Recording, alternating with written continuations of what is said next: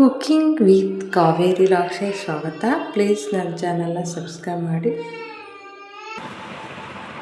ಇದೇನಾಯ್ತಪ್ಪ ಅಂದ್ರೆ ಬುಧವಾರದ ಲಾಗ್ ಐತೆ ನೋಡ್ರಿ. ಲಾಗ್ ವಿಡಿಯೋ ಐತಿ. ನಾ ಬೆಳಗ್ಗೆಯಿಂದ ಏನು ರಂಗೋಲಿ ಹಾಕಿದೆ, ಟಿಫಿನ್ ಏನು ಮಾಡಿದೆ, ಅಡುಗೆ ಏನು ಮಾಡಿದೆ ಅಂತ ಈ ಲಾಗ್ ಒಳಗೆ ನೋಡ್ತೀರಿ ನೀವು. ಆದಷ್ಟು ನನ್ನ ಚಾನಲ್ನ ಸಬ್ಸ್ಕ್ರೈಬ್ ಮಾಡಿ, ಆದಷ್ಟು ಶೇರ್ ಮಾಡಿ, ಸಪೋರ್ಟ್ ಮಾಡಿರಿ. ಹೆಂಗಿತ್ತಂತೇಳಿ ಕಮೆಂಟನ್ನು ಮಾಡಿರಿ. ಮತ್ತು ಆ ಥರ ವಿಡಿಯೋ ಮಾಡಬೇಕಂತ ಕಮೆಂಟ್ ಮಾಡಿರಿ friends. Welcome to cooking with Kaveri vlogs. ಇವತ್ತು ನಾನು ಹೀರೆಕಾಯಿ ಪಲ್ಯ, ಬೇಳೆ ಪಲ್ಯ, ನುಗ್ಗೆಕಾಯಿ ಸಾಂಬಾರು ಮತ್ತು ರೊಟ್ಟಿ ಇವೆಲ್ಲನೂ ಮಧ್ಯಾಹ್ನದ ಅಡುಗೆ ಮಾಡಿದ್ದೆ.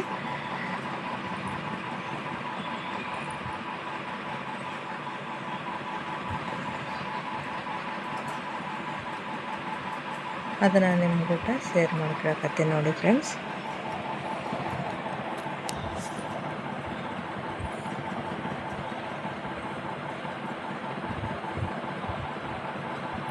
ಬನ್ನಿ ನೋಡೋಣ ಯಾವ ಥರ ನಮ್ಮದು ಬುಧವಾರದ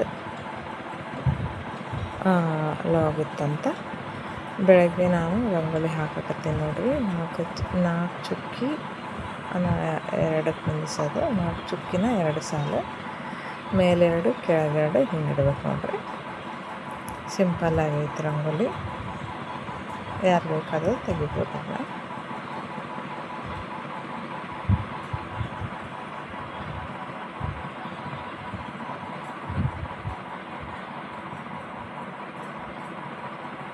ನಂಗೆ ರಂಗೋಲಿ ಹಾಕಕ್ಕಂದ್ರೆ ಭಾಳ ಇಷ್ಟ. ಹಿಂಗಾಗಿ ನಾನು ಬೆಳಗ್ಗೆ ರಂಗೋಲಿ ಹಾಕಕ್ಕೆ ಭಾಳ ಖುಷಿ ಇರ್ತೈತಿ.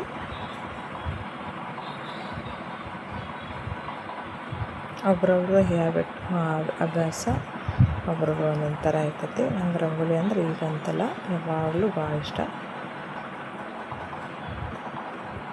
ಈಗೇನು ಫೋನು ಅಂತೆಲ್ಲ ಬಂದಾವ. ಆವಾಗೇನೂ ಇರ್ತಿದ್ದಿಲ್ಲ. ಯಾರು ಚಲೋ ರಂಗೋಲಿ ಹಾಕ್ತಾರೆ ಅಲ್ಲಿ ಹೋಗಿ ಬುಕ್ಕ ಅದಕ್ಕಾಗಲಿ ಮಾಡಿ ರಂಗೋಲಿ ತೆಗ್ಸ್ಕೊತಿದ್ವಿ ನಾವು.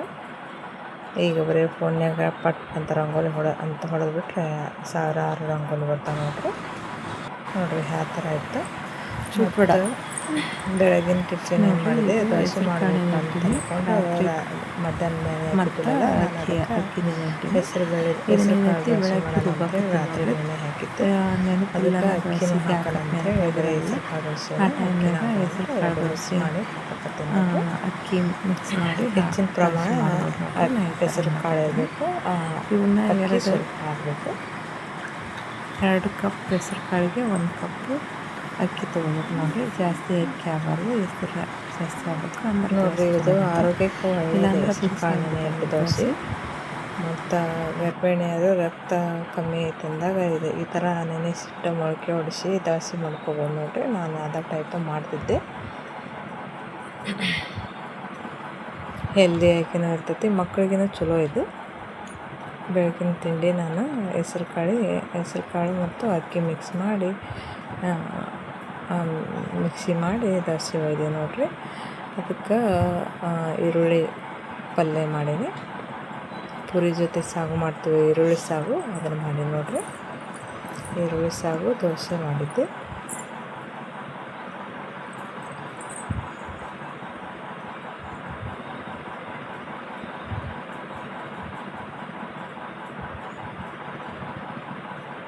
ಸ್ವಲ್ಪ ಮಿಕ್ಸಿಗೆ ಹಾಕಿಂದ 1-2 ತಾಸು ನೆನೆಬೇಕು, ಅಂದ್ರೆ ಚಲೋ ಬರ್ತಾವೆ ಇವು ಕ್ರಿಸ್ಪಿಯಾಗಿ.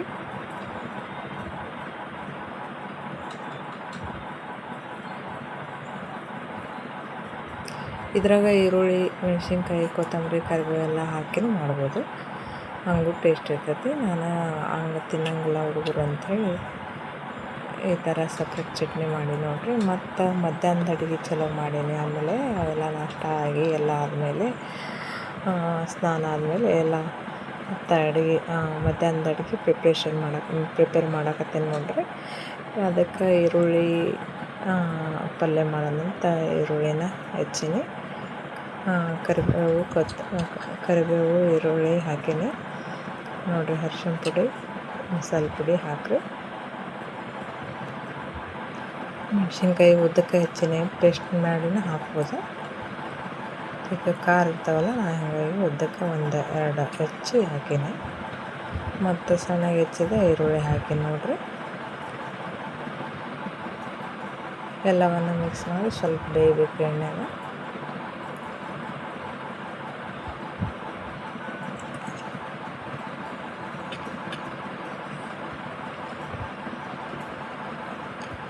ಉಪ್ಪು ಹಾಕ್ರಿ, ಅದಕ್ಕೆ ರುಚಿಗೆ ತಕ್ಕಷ್ಟು ಉಪ್ಪು ಹಾಕಕತ್ತೀನಿ ನೋಡ್ರಿ.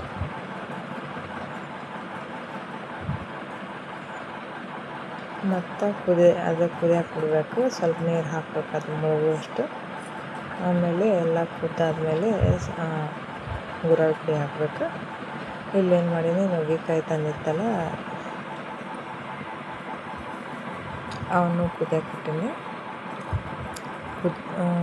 ಈಗ ಮತ್ತು ಬೇಳೆ ಕುದಿಸಿದ್ದೆ ತೊಗರಿಬೇಳೆ ಪಲ್ಯನ ಒಗ್ಗರಣೆ ಕೊಡಕತ್ತೇನೆ ನೋಡಿರಿ. ಈರುಳ್ಳಿ, ಮೆಣಸಿನ್ಕಾಯಿ, ಕರಿಬೇವು ಎಲ್ಲ ಹಾಕಿ ಸಾಸಿವೆ ಬೇಯಿಸಿ ಈಗ ಅರ್ಶಿನ ಪುಡಿ, ಮೊಸರು ಪುಡಿ ಹಾಕೋಣ.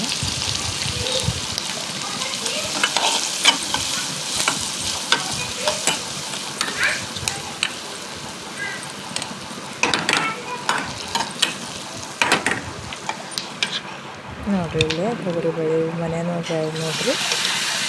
ನಾವು ಹೊಲದಲ್ಲೇ ಬೆಳೆದ ತೊಗರಿಬೇಳೆ ಇವು ಆದ್ರೆ ಜಲ್ದಿ ಕುದೀತಾವೆ. ಒಂದೊಂದ್ಸರಿ ಅಂಗಡಿಯಿಂದ ತಂದಿರ್ತೀವಲ್ಲ, ಒಂದೊಂದು ಬೇಳೆ ಕುದಿಯಂಗೆ ಇಲ್ಲವು. ಇವು ನೋಡಿರಿ ಟಚ್ ಅಂತ 2 ವಿಸಿಲ್ಗೆ ಕುದೀತಾವೆ.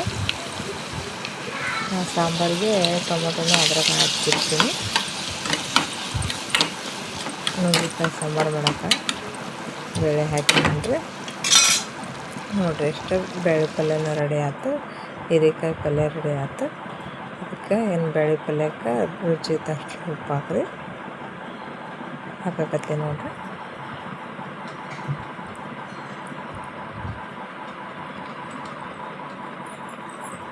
ಇದೇನೈತಿ, ಹೀರೆಕಾಯಿ ಪಲ್ಯಕ್ಕೆ ಗುರಾಳ್ ಪುಡಿ ಹಾಕಿದ್ದಿಲ್ಲಲ್ಲ, ಹಾಕಿದ್ದೆ ನೋಡಿರಿ. ಕುದ್ದಾದ್ಮೇಲೆ ಹಾಕ್ಬೇಕಿಲ್ಲ ಅಂತ ಗೊತ್ತೈತಿ. ಮೇಲೆ ಕೊತ್ತಂಬರಿನ ಹಾಕಿದ್ರೆ ಹೀರೆಕಾಯಿ ಬೇಳೆ ಪಲ್ಯ ರೆಡಿ ಆಯ್ತು.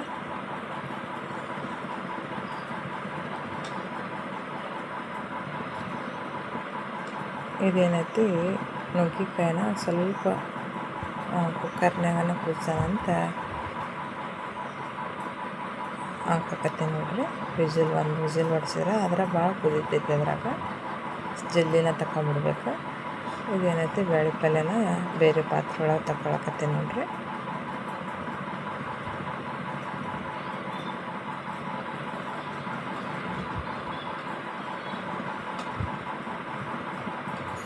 ಮತ್ತು ಹೀರೆಕಾಯಿ ಪಲ್ಯನ ಇನ್ನೊಂದು ಪಾತ್ರೆ ಒಳಗೆ ತಕ್ಕೋರಿ.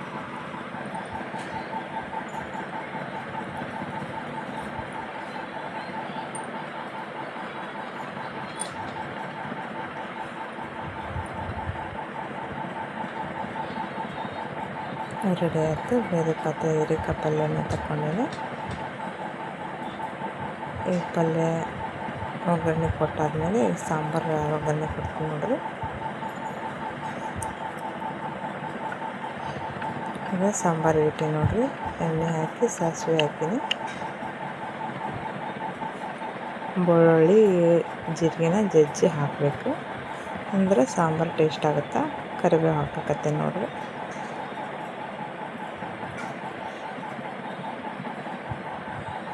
ಮಸಾಲೆ ಜೀರಿಗೆ ಹಾಕಬೇಕು. ಜೀರಿಗೆ ಪುಡಿ ಮಸಾಲೆ ಅರ್ಶಿನ ಪುಡಿ ಹಾಕಕತ್ತೀನಿ. ಇವೇನೈತಿ, ಇವನ್ನ ಕುದಿಸಿಟ್ಕೊಂಡಿವೆಲ್ಲ ಬ್ಯಾಳೆ, ಟೊಮೊಟೊ, ನುಗ್ಗೆಕಾಯಿನ ಅವನ್ನ ಹಾಕ್ತೀನಿ ನೋಡಿರಿ.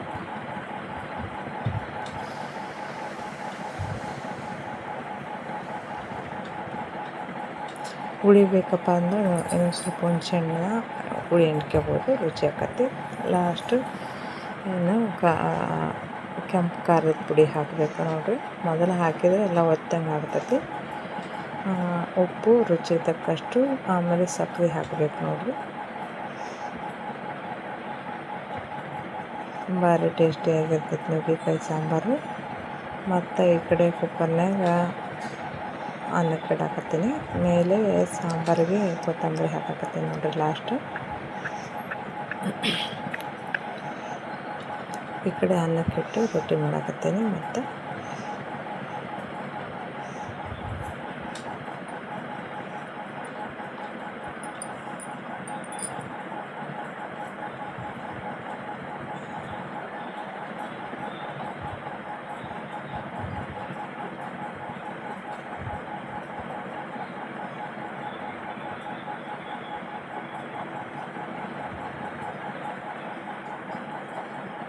ಒಬ್ರೊಬ್ರು ಚಮಚಲ್ಲಿ ತೆಗಿತಾರೆ, ಹಿಂಗೆ ಇಟ್ಟಿಲ್ಲೇ ತೆಗಿಬೇಕು. ಯಾಕಂದ್ರೆ ಸ್ಪೂನಲ್ಲೇ ತೆಗೆತ್ಲೆ ತೂತು ಬಿತ್ತಂದ್ರೆ ಅದು ರೊಟ್ಟಿ ಒಟ್ಟು ಉಬ್ಬಂಗಿಲ್ಲ. ಹಿಂಗಾಗಿ ಏನು ಮಾಡಬೇಕು, ಇಟ್ಟಿಲ್ಲೇ ತೆಗಿಬೇಕು ನೋಡಿರಿ. ರೊಟ್ಟಿ ರೆಡಿ ಆಯ್ತು, ಪಲ್ಯನ ರೆಡಿ ಆಯ್ತು, ಸಾಂಬಾರು ಅನ್ನ ಎಲ್ಲ ರೆಡಿ ಆಯ್ತಲ್ಲ. ಊಟ ಮಾಡೋಕೆ ಸರ್ವ್ ಮಾಡಾಕತ್ತೆ ನೋಡಿರಿ. ಸೊಪ್ಪಿನ ಬೇಳೆ ಒಂದು ಸ್ವಲ್ಪ ತೆಗ್ದೀನಿ. ಅದಕ್ಕೆ ಸ್ವಲ್ಪ ಉಪ್ಪು, ಸ್ವಲ್ಪ ಖಾರದ ಪುಡಿ ಆದ್ರೂ ನಡಿತೈತಿ. ನಾವು ಬರೀ ಉಪ್ಪು ಎಣ್ಣೆ ಹಾಕೀನಿ.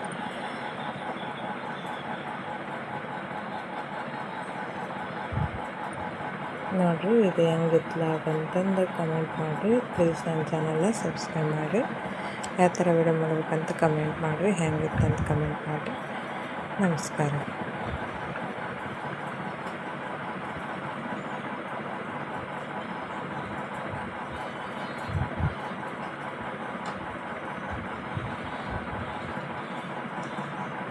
Thank you.